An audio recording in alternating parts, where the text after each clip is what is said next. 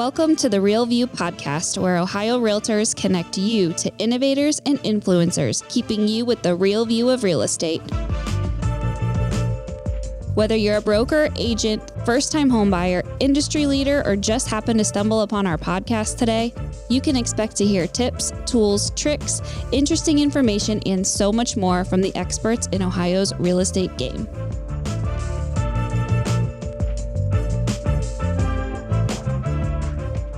Hi, everyone, and welcome back to the Real View podcast. I am your host, Allison Wiley. Joining me today, our special guest is Jessica Souza. She is a licensed real estate broker, owner, and author of the Agent Playbook, with a passion for empowering agents and fostering their success. With years of experience in the field, she's dedicated to transforming new agents into skilled professionals through insightful mentorship and innovative strategies. Jessica, welcome onto the show today. We're so happy to have you. Hey, good morning. Thank you.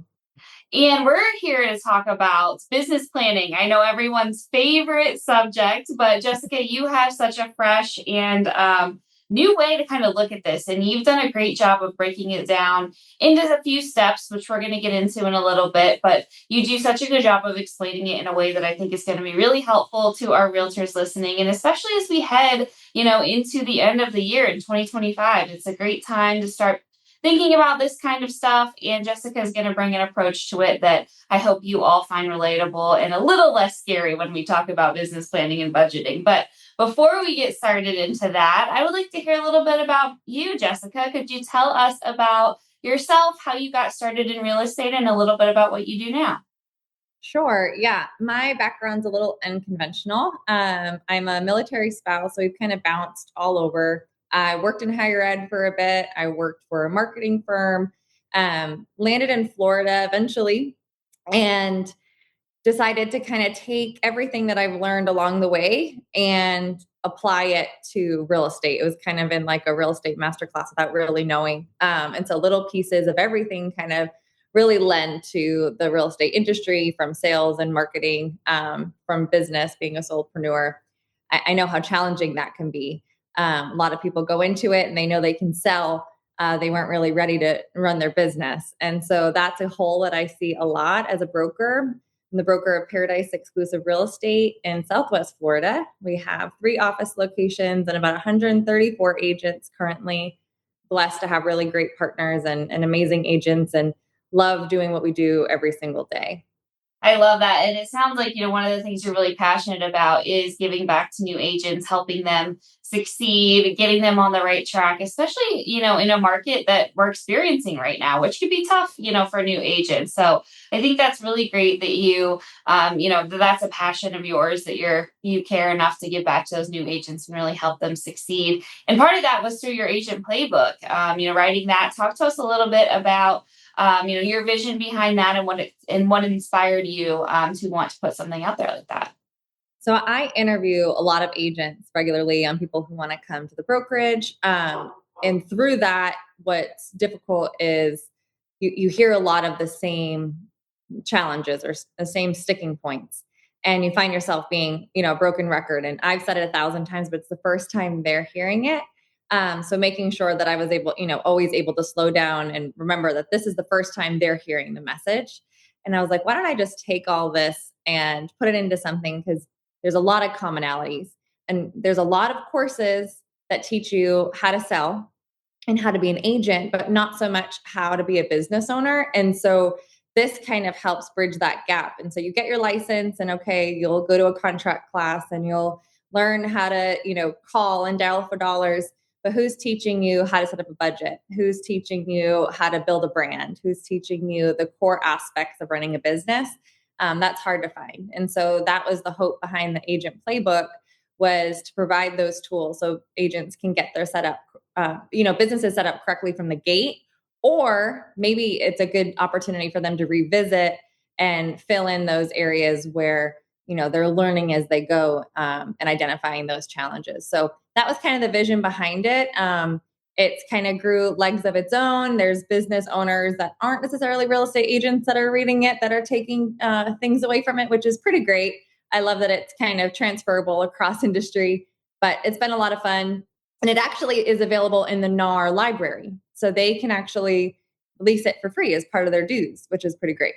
No, that's amazing. And congratulations to you and on that partnership. I think that goes to show, the value of what you've come up with. And that's so true, right? So much time is spent on here's how to sell a house and here's how to get clients and here's how, to do a buyer rep agreement. Here's how to, do your listing presentations and all of that. And there's really not so much on what happens after that sale happens. And I think that's why this is so important. And having that vision and spending the time, a lot of agents are saying like I have this free time and the market's not as busy as it was, and we're having this slower momentum, which I think is the perfect time to be taking a look at this, to be thinking about, hey, how do I plan my business to where so that I'm getting the most out of it that I want to get out. And I think that's what you've done a great job with training your clients or your agents with, and hopefully our Ohio realtors with too.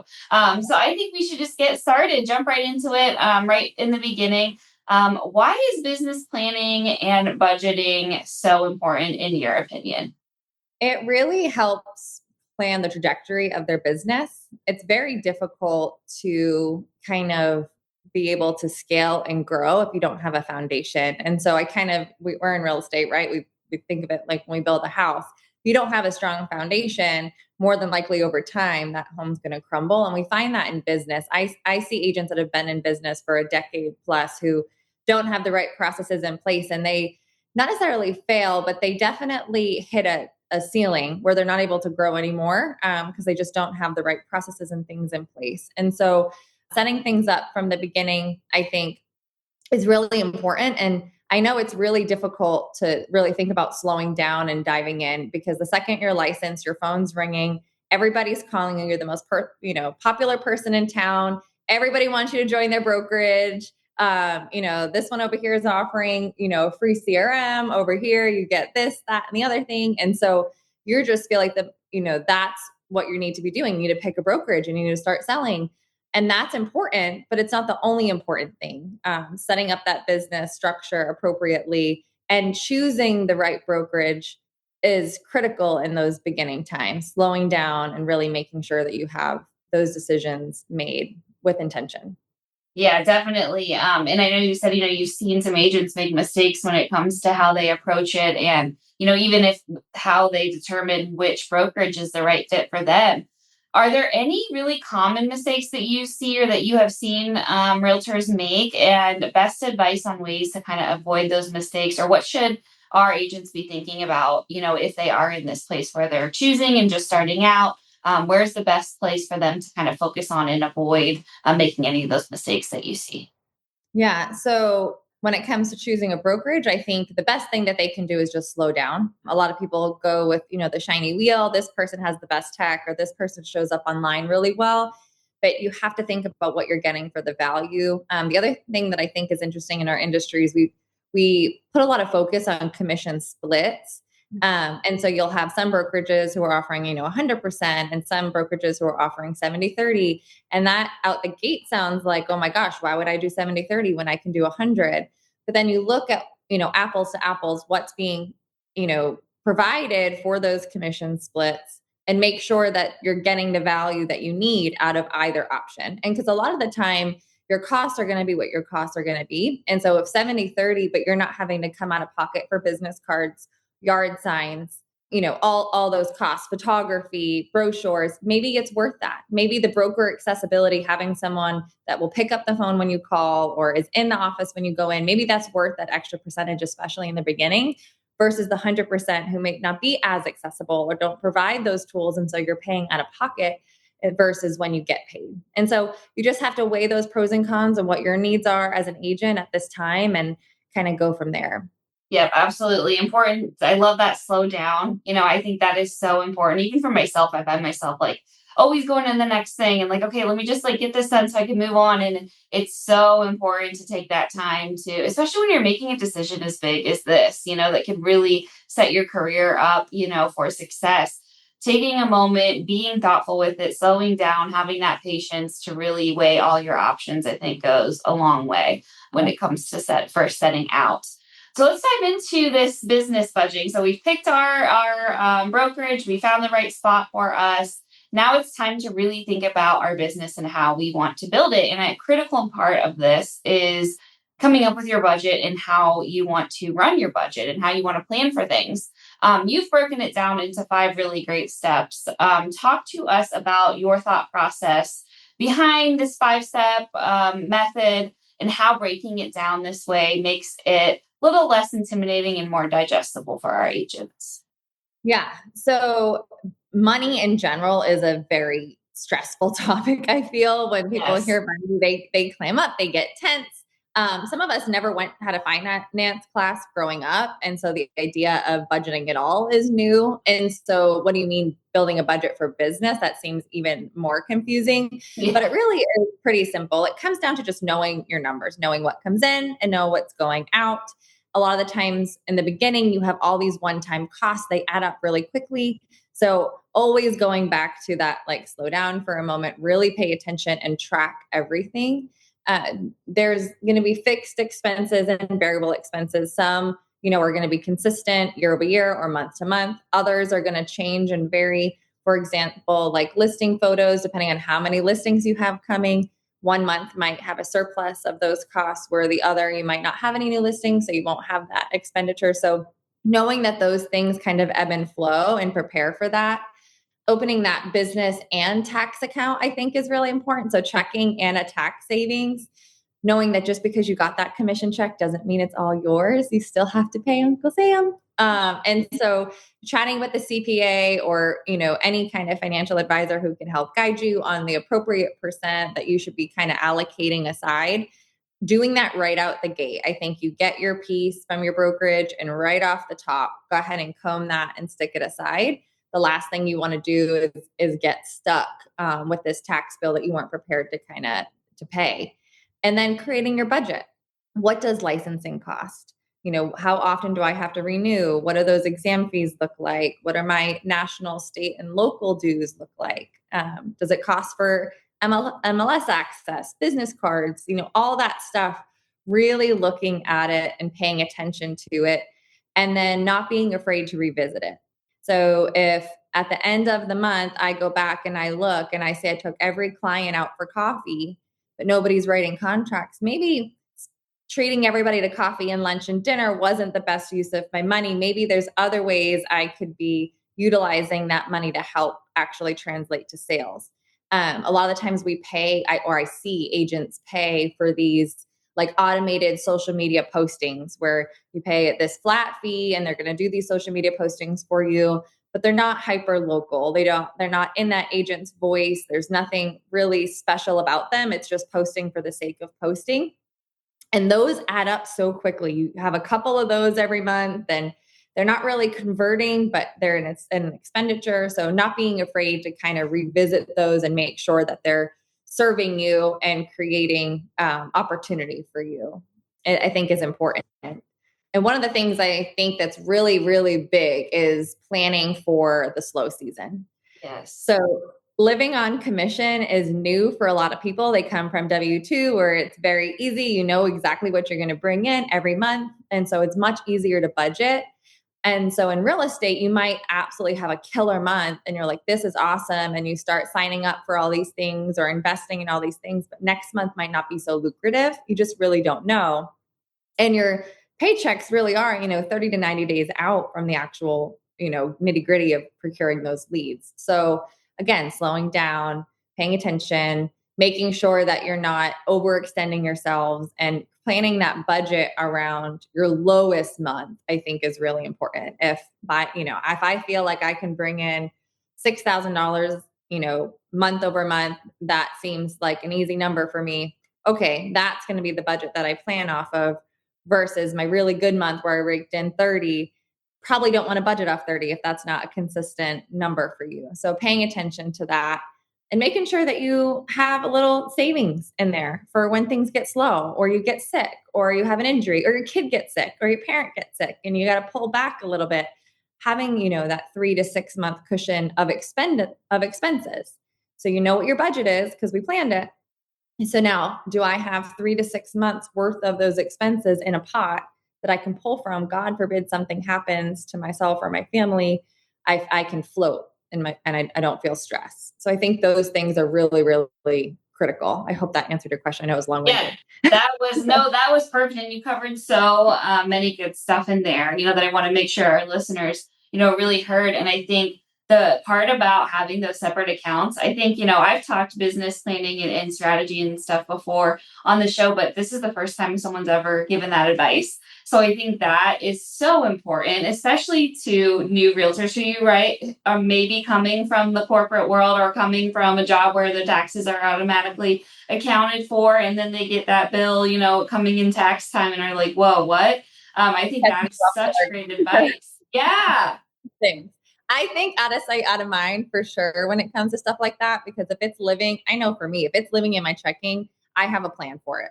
Yeah. So it needs to go. It needs to be out of mind. I don't need to look at it every day. I need it to just live over there. And when I need to pay my taxes, I know I have it, but it's not in my normal operating income. So I'm not thinking I have money that I don't. And so I think I think that that's a secret tip that I take from having a business in the past. And I've always done that. And I've also always paid myself separately. So just because I brought in, a certain number and I put some aside for taxes, I didn't leave the rest for me. I took a portion of it for me and left the rest in there to help feed my business for business expenses.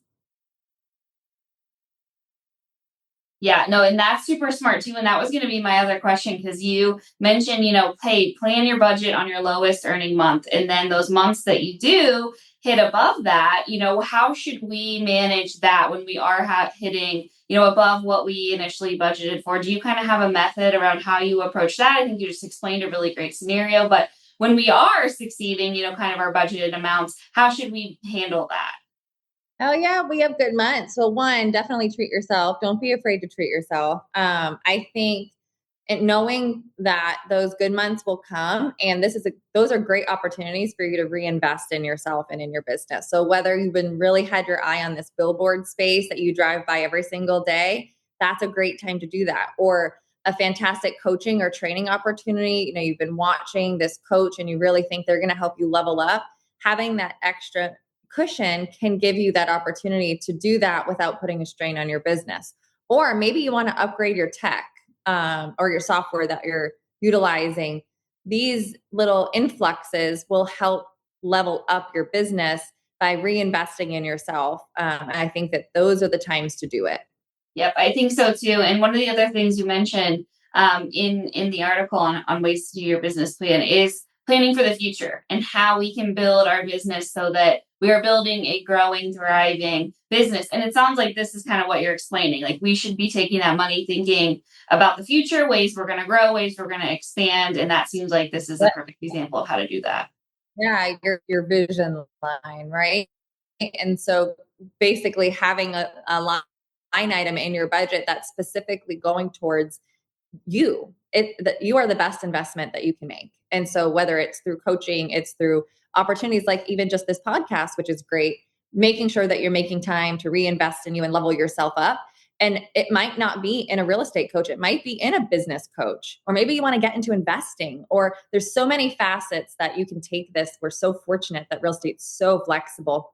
I think making sure that you're creating a line item that is for you within your budget that you pour little bits into out of every check. But then when you get that little bonus fluff, you pour a little bit extra into there to make sure that you can make those dreams a reality. Definitely. No, that's great advice. Always be thinking about the future. Always be trying to plan for that, when you're able to, when you have those really good months where there is an excess.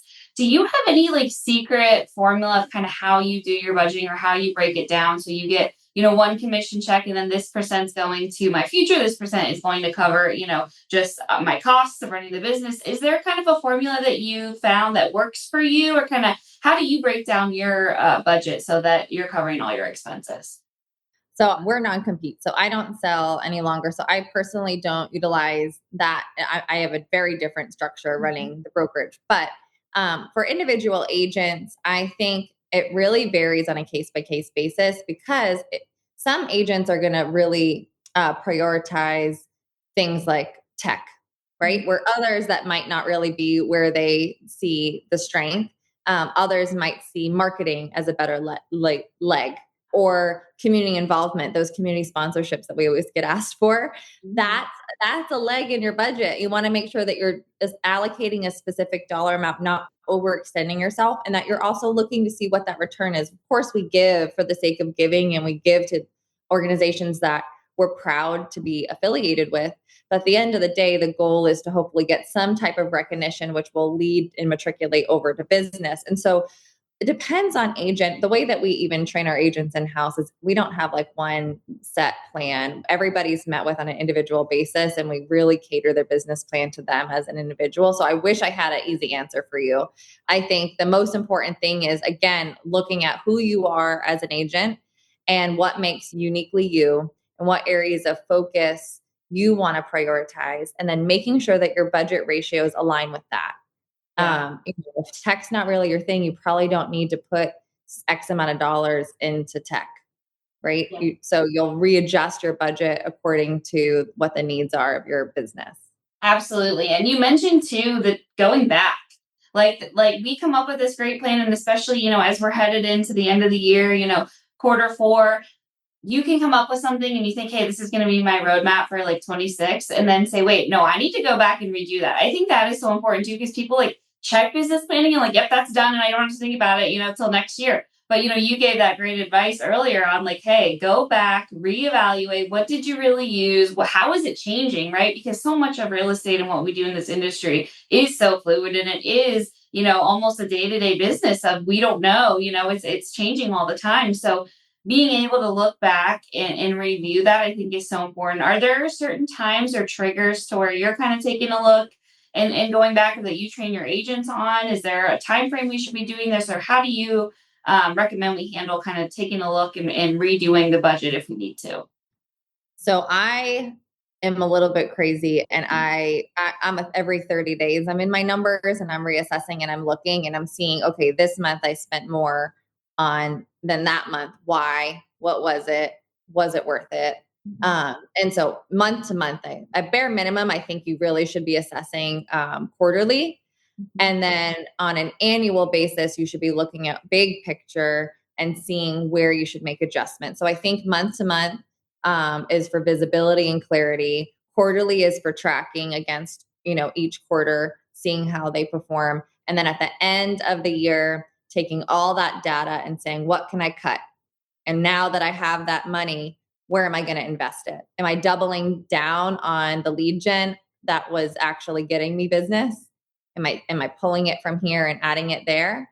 Or do I need to pull back on lead gen totally because I'm feeding all these leads to my CRM that I'm not calling?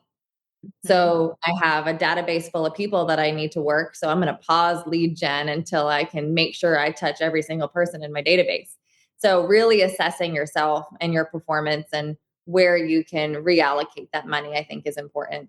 It's important, and just a smart thing to do. We all want to make our dollar go as far as possible and work for us in the way that we need it to be working. And I think that's a great opportunity to be able to go and do that, to look back and say, hey, like, this was great for now, but it's not working for me anymore. We can, use these funds in a different way. So I think that's really great to be doing it on a very regular basis. And you mentioned also some tools that are out there that can help you do this. You don't have to do it alone. There are some softwares and some tools on the internet that exist that can help you through this process. What are your favorites out there that you like? What are you training your agents to be using? And what have you found that kind of works for what we're looking for? So I'm a lover of QuickBooks personally. That I think is just a fantastic tool, and it integrates with a whole lot. So for us as a brokerage level, I think it makes a lot of sense. They have a lot of affordable options for solopreneurs, so it doesn't have to be as expensive as it used to be when you had to buy the most expensive bundle. They do have monthly billing, which can make it a little bit more affordable. But you'd be surprised at what comes with your local state dues. So for us, I know we have one that's included in our dues. So definitely taking a look and seeing what that is. Wave is a free beginner tool that allows you to track. And then good old Google Sheets, when all else fails. If you love a good spreadsheet, Google Sheets will allow you to actually customize your own tracker. And if you end up reading my book, whether it's through NAR or you listen to the audio, it actually gives you insight on how to download a free Google Sheets budget that's already pre-laid out. And so that's a good tool to utilize as well. So many options out there. You do not have to go at this alone. There's the book. Absolutely take a look at that. Get your hands wet in that. See, the great wisdom that Jessica shares with us in that. And then, take advantage of what's available to you through being a member, through being an Ohio Realtor. So there is so much out there through NAR, really no excuse to be able to have this in place. Going to just make you that much successful and that more, of a powerhouse when it comes to how you're running your business. Any last bits of advice for realtors building their budget plan? How should we start? If we haven't done this yet, if we are that new agent and we're ready to jump right in, where should we start and what's your best advice for us? Grab an accountability buddy. So you are not in this alone. I think a lot of us think that because we're an independent agent, that means that we are alone. You are not alone. Whether it's a member of your board at another brokerage or somebody within your own brokerage, it doesn't matter. You guys are all doing the same thing. We're in this together. And so find a buddy, lean on each other, meet for coffee, build a budget, chit chat a little bit. That person might have experience utilizing and paying for a tool that you're considering, and they might tell you it's not worth it. And so have those discussions, see where that lands, and use that as a foundation, and then use them for accountability moving forward. So maybe meet every 30 days, and you don't need to discuss your financials, but you can work on them together at the same time to ensure that you're doing it. Sometimes you just need that buddy to help get you through and make sure that you actually do it, right? And so I think an accountability buddy is really important to ensure that we're not always the best at keeping ourselves accountable with things that we don't like. And numbers a lot of the time, unfortunately, are the things that we don't like. So. It's hard. It's hard to stay motivated. It's hard. It's easy when you're just talking to yourself to be like, oh, I can ignore that for the day, or oh, I'm going to let that go another day. Like no one's going to know. It's just myself that's dealing with that. And I think that's great advice, and taking advantage of the community that you have around you. As you mentioned, we're all in this together. I think I said on this podcast before, realtors are very unique in the sense that we're competing with each other, but we're also doing deals with each other. So and take advantage of that. And I think that's really special. And that's kind of where the magic happens. We can lean on each other. We are all experiencing the same things at once. And it's great to be able to learn together and be able to take things from having conversations with each other and do your business plans together. I think that should be the next coffee and conversations around some business planning. I think that's a great idea. Yeah, set those goals and revisit it and see how you were able to track and nonetheless celebrate wins, but also acknowledge each other for the growth opportunities that you experienced as well. That not every month is going to be a win, and that's okay, but there is a win in it. You just have to look for it and find it. And so sometimes you need another set of eyes to tell you, hey, yeah, that deal might not have went through, but look at what came from it. And so having that, those people around you to help you and keep you motivated, I think is critical in this business. Yeah, I think so too. Well, Jessica, this was so awesome. Tons of great advice. I know I'm not even a realtor. I'm state, association staff. And I'm like, this is great to apply. Like you said, no wonder people outside of real estate are using, your suggestions, because there's such practical advice for how anyone who's running a business or, running a house should be operating their budget. So fantastic information. Thank you so much for coming on and sharing your knowledge with us. And congratulations on such a successful career and coming up with really great stuff to help our new agents. Appreciate that. Thank you. Welcome me back anytime. Happy to be here. And to all of our listeners, thank you guys so much for tuning in. We'll be back with you next week. Talk to you then. Thank you for listening to The Real View. That wraps up today's episode. You can keep up with the latest on the podcast at ohiorealtors.org/The Real View and on Apple or Google Podcasts, Spotify, or wherever you listen. Have questions, comments, or suggestions? We want to hear from you. Email us at podcast@ohiorealtors.org. We'll see you next time.